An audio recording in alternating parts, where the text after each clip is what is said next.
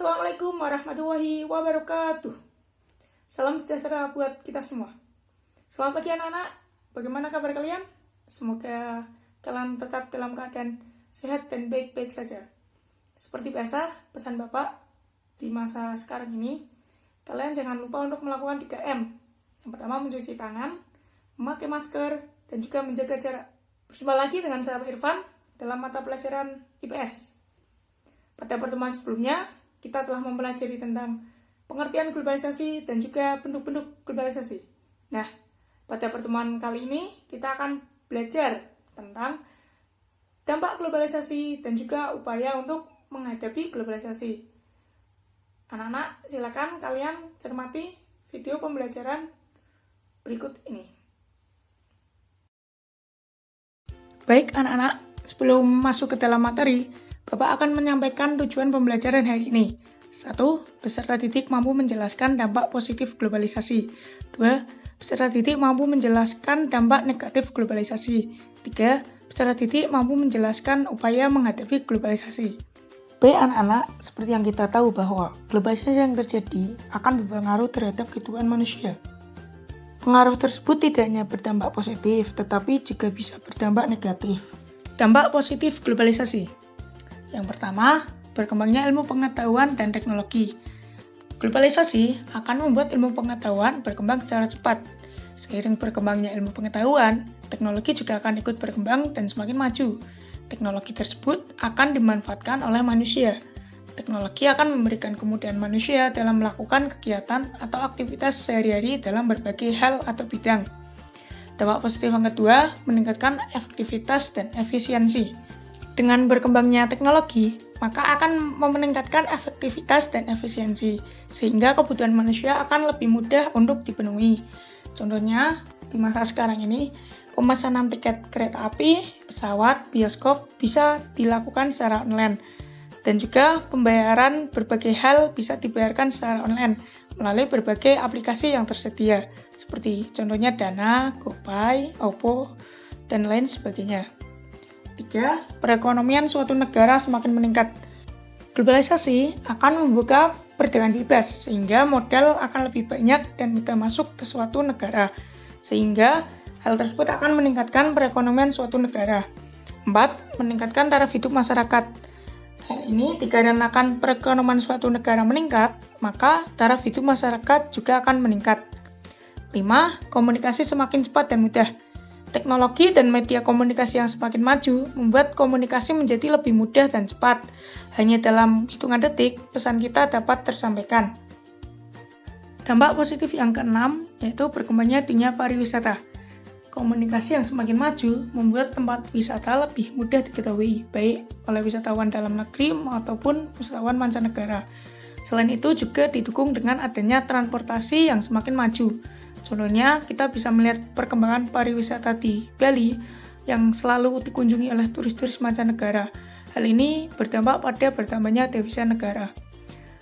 Dampak positif yang terakhir yaitu perkembangan alat komunikasi dan keterbukaan informasi.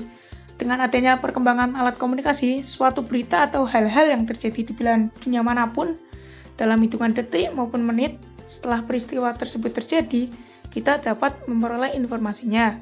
Contohnya, siaran langsung pertandingan sepak bola klub Eropa. Nah, selain mengakibatkan dampak positif, globalisasi juga mengakibatkan dampak negatif. Pertama, westernisasi. Westernisasi adalah meniru gaya atau melakukan aktivitas kebarat-baratan. Contohnya seperti merayakan Halloween, berpakaian seperti orang barat, maraknya anak pang, gaya hidup bermewah-mewahan, gaya rambut pirang, dugem, dan lain sebagainya. 2. Demoralisasi atau merosotnya moral seseorang. Hal ini dikarenakan nilai-nilai asing yang tidak sesuai dengan nilai-nilai lokal bangsa masuk ke Indonesia, sehingga akan memudarkan nilai dan norma sosial yang berlaku di masyarakat. Contohnya maraknya suatu pelanggaran nilai dan norma dalam masyarakat dan juga maraknya kriminalitas. 3. Kesenjangan sosial ekonomi.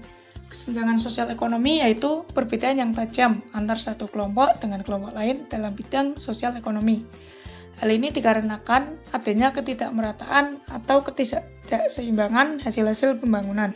Yang selanjutnya, kriminalitas. Kriminalitas adalah segala bentuk tindakan yang melanggar norma hukum. Meningkatnya kriminalitas bisa disebabkan karena adanya pertentangan dan persaingan, adanya perbedaan ideologi, perbedaan kekayaan dan pendapatan, mentalitas yang labil, dan lain sebagainya. Contoh kriminalitas seperti pencurian, pembunuhan, korupsi, dan lain sebagainya. Kelima, ada pencemaran lingkungan. Contohnya, perkembangan transportasi dengan banyaknya kendaraan bermotor dan juga perkembangan industri dengan banyaknya pabrik-pabrik akan menyebabkan suatu pencemaran udara. 6. Kenakalan remaja. Kenakalan remaja disebabkan memudarnya nilai dan norma sosial dalam masyarakat, sehingga akan menimbulkan perilaku yang bertentangan dengan nilai dan norma sosial tersebut. Contohnya, tawuran antar pelajar, aksi vandalisme, dan lain sebagainya. 7. Individualisme yang semakin tinggi. Individualisme adalah perilaku mementingkan diri sendiri dan tidak mau tahu kepentingan orang lain. Hal ini dikarenakan sosialisasi yang terjadi hanya berdasarkan kepentingan semata. Contohnya, menggunakan smartphone tanpa memperhatikan lingkungan di sekitarnya. Nah, selanjutnya, upaya menghadapi globalisasi. 1. Upaya menghadapi globalisasi budaya. Upaya yang bisa dilakukan yaitu masyarakat harus tetap selektif dalam memilih budaya dari luar. Selain itu, masyarakat harus melestarikan budaya lokal dengan cara mengadakan pameran atau pertunjukan tentang budaya lokal. Masyarakat juga harus menyukai atau menggunakan produk-produk buatan dalam negeri atau produk-produk asli Indonesia. 2. Upaya menghadapi globalisasi iptek. Masyarakat harus menyaring informasi yang baik dan bermanfaat, tidak menyebarkan berita hoaks atau bohong, dan juga masyarakat harus mengikuti perkembangan ilmu pengetahuan dan teknologi, sehingga tidak tertinggal dari negara-negara lain. 3. Upaya menghadapi globalisasi ekonomi. Beberapa upaya yang dapat dilakukan yaitu 1. Menyiapkan sumber daya manusia yang kompeten, kompetitif, dan memiliki kemampuan berdaya saing secara global. 2. Menghilangkan praktik-praktik korupsi, kolusi, dan nepotisme. 3. Mendorong pengusaha-pengusaha lokal untuk dapat bisa bersaing.